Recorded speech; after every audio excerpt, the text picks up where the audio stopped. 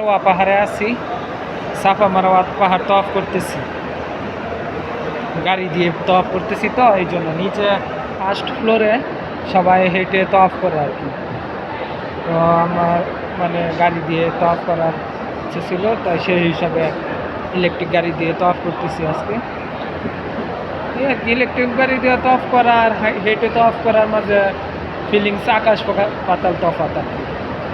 নিচে যদি দেখা এই যে নিচে হাজিরা সাফা মারওয়া পায়ে হেঁটে তওয়াফ করতেছে।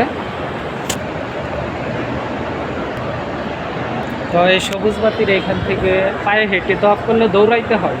গাড়ি দিয়ে যেহেতু তওয়াফ করতেছি তাহলে তো আর দৌড়ানির কোনো প্রয়োজন নাই। এটা হলো ওই যে সাফা মারওয়া পাহাড়ের মাঝের অংশটুকু।